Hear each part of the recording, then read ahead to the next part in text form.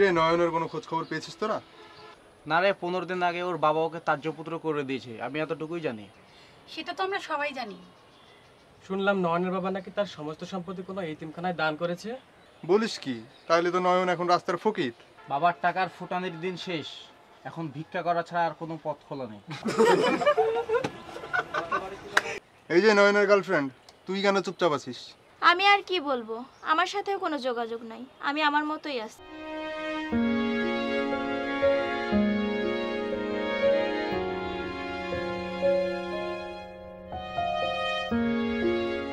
কি অবস্থা করিম ভাই? আচ্ছা, তোমরা কি কেউ নয়ন ভাইকে দেখেছো? আমার খুব বিপদ। কেন, কি হয়েছে তোমার? গ্রামে আমার বউটা খুব অসুস্থ, অপারেশন করতে হবে, তাতে অনেক টাকা লাগবে। ও তাই? তুমি নয়নকে খুঁজছো কেন? তুমি জানো না নয়ন এখন রাস্তার ফকির, আর একজন ফকির তোমাকে কিভাবে হেল্প করতে পারে? তোমরা সবাই নয়নের বন্ধু না? আমি তো রিক্সাওয়ালা, আর আমি যতটুকু জানি তোমাদের সবাইকে কোনো না কোনোভাবে নয়ন ভাই অনেক উপকার করেছে।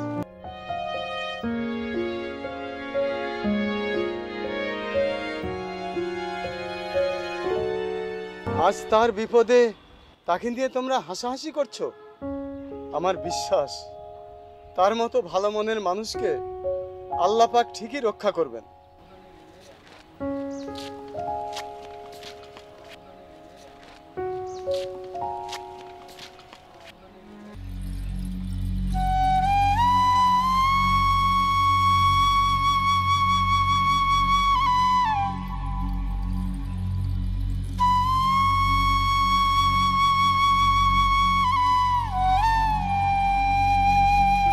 এই যাবা?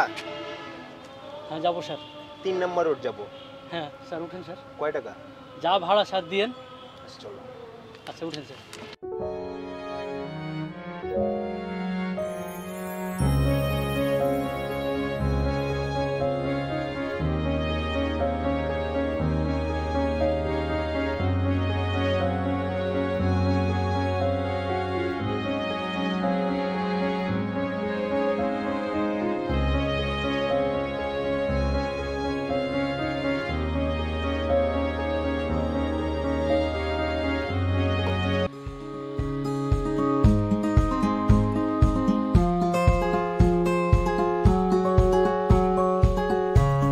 আব্বা, আমার টাকা লাগবে 50,000। আমার টাকা পয়সা আছে, আর তুমি আমার একমাত্র সন্তান। তোমার প্রয়োজন মেটানো তো আমার কর্তব্যের মধ্যে পড়ে না, কি বলো? জি আব্বা। তোমার টাকার প্রয়োজন, আমি তোমাকে টাকা দেব, কিন্তু তোমার জানতে হবে এই টাকা ইনকাম করা কতটা কষ্টকর। আচ্ছা ঠিক আছে, তোমার মায়ের কাছ থেকে টাকাটা নিয়ে নিও।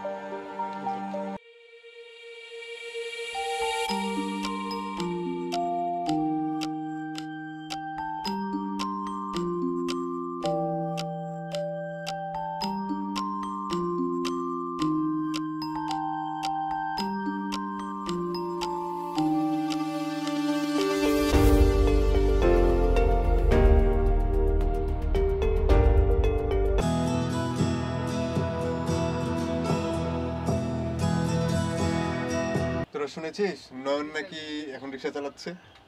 হ্যাঁ, এটা তো শুনলাম আমরা। ইস, আসলে ছেলেটার জন্য একটু কষ্ট হচ্ছে রে। কোটিপতির ছেলে এখন রিস্কাওয়ালা, বড় লোকে ভাব শেষ। রিয়া কি তাহলে এখন রিক্সাওয়ালার গার্লফ্রেন্ড? আরে না, কি বলিস, ওর বয়ফ্রেন্ড তো কোটিপতি রিক্সাওয়ালা, তো কোটিপতি রিক্সাওয়ালার গার্লফ্রেন্ড। আমার বয়েই গেছে, ওসব রিক্সাওয়ালার বউ আমি হতে পারবো না, আমার সিরিয়ালে অনেক আছে, ঠিক আছে? এই রে, এই থাম, কোথায় যাচ্ছিস? নতুন একজনের সাথে ডেট আছে, তোরা থাক, বাই।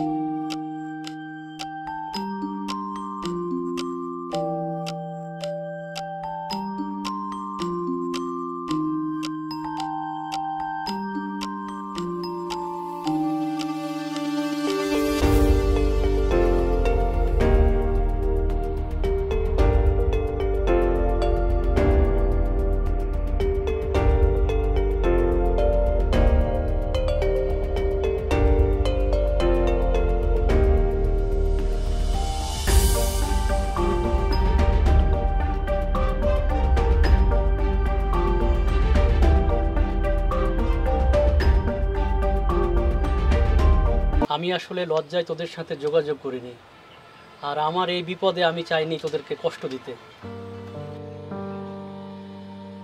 তোরা নিশ্চয়ই আমাকে এতদিন কাছে না পেয়ে অনেক টেনশন করেছিস।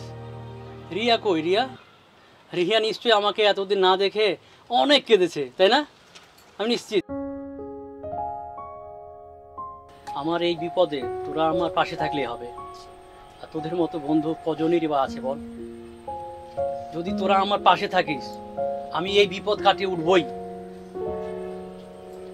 থাকবি তো? দেখ নয়ন, তুই আমাদেরকে ভুল বুঝিস না। তুই একসময় কোনো না কোনোভাবে আমাদেরকে সহযোগিতা করেছিস। বাপ্পি তুই থাম।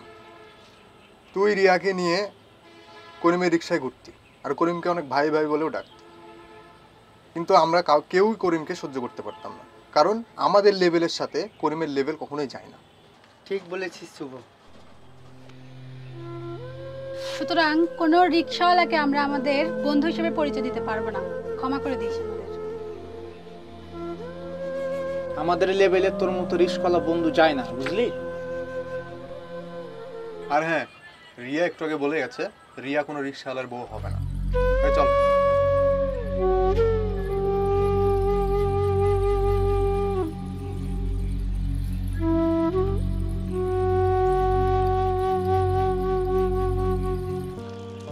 জীবনে চলার পথে বন্ধু চেনাটা খুব জরুরি।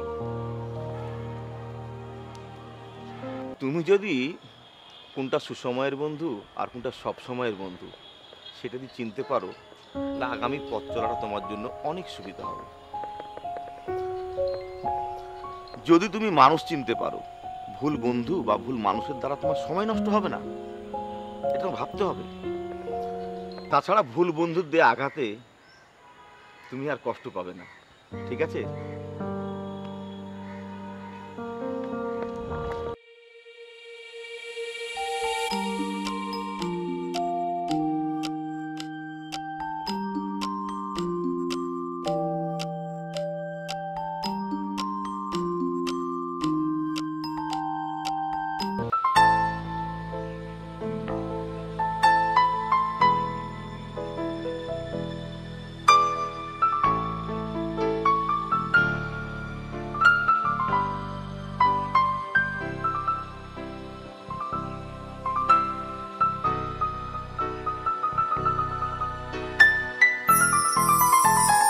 তোমার বাবা মাকে বলেছো আমার কথা?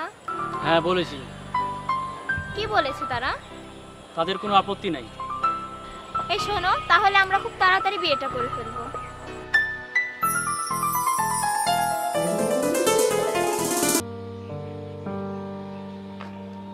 এই রিক্সা যাবে?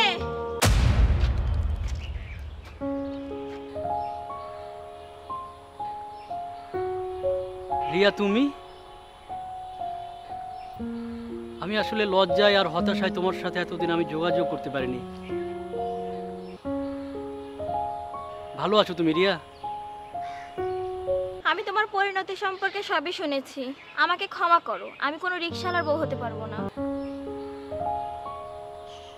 আর তাছাড়া আমার বাবা মা একজন রিক্সাওয়ালাকে তার জামাই হিসেবে কোনোদিন মেনে নিবে না। ও মাসুদ, ওর সাথে আমার বিয়ের কথা চলছে। তুমি তোমার মতো একটা সস্তা মেয়ে খুঁজে নিও, আর ভবিষ্যতে কোনোদিন দয়া করে আমাকে বিরক্ত করো না।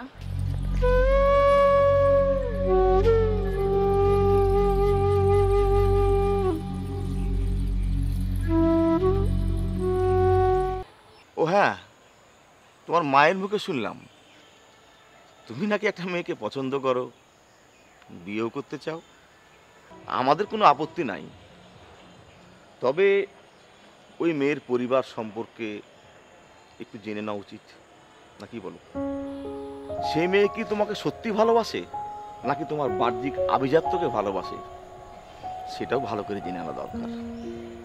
যে তোমার জীবন সঙ্গী হবে সে যেন আপদে বিপদে ঠিকঠাক তোমার পাশে থাকে, যেমনটি তোমার মা আমার পাশে আছে। এগুলো পারিবারিক শিক্ষা, সেই কারণেই পরিবারটাকে ঠিকঠাক মতো দেখে নেওয়া দরকার। জি আব্বা। লক্ষ্মী সোনা।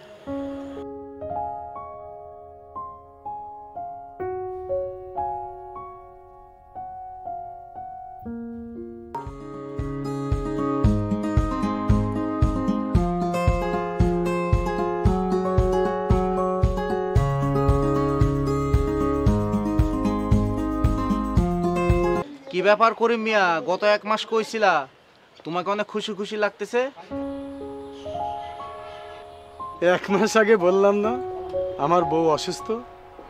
এরপর নয়ন ভাইয়ের সঙ্গে দেখা করি, নয়ন ভাই আমাকে 50,000 টাকা দেয়, বুঝেছ?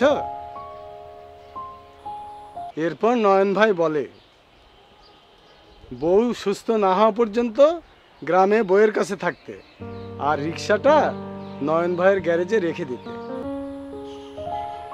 কাল আসলাম গ্রাম থেকে, তাই রিক্সাটা নিয়ে আসলাম। তুমি আমার কাছ থেকে 50,000 টাকা নিয়ে এই গরিব রিক্সাওয়ালার বইয়ের অপারেশনের জন্য দিয়েছো, সে কারণে আমি খুব খুশি হয়েছি, খুব খুব খুশি। একটা কথা মনে রাখবা, জীবনে যতই উপরে উঠো ওই নিচের মানুষগুলোকে কিন্তু ভোলা যাবে না। যাই হোক, আমি তোমার উপর অনেক খুশি হয়েছি। নয়ন ভাইয়ের মতো ভালো মানুষ হয় না, যোগ্য বাবার যোগ্য সন্তান। কি বলো, নয়ন দিল 50,000 টাকা, সে তো এখন রিক্সা চালায়, ফকির। ওসব নাটক ছিল ভাই। নয়ন ভাই আসলে দেখতে চেয়েছিল অসময়ে ওর কাছের মানুষগুলোকে। এই যে পেছনে দেখছো না 4 একর জমি, এটা নয়ন ভাইয়ের জন্য নয়ন ভাইয়ের বাবা কিনেছে, নতুন প্রজেক্ট করবে বলে।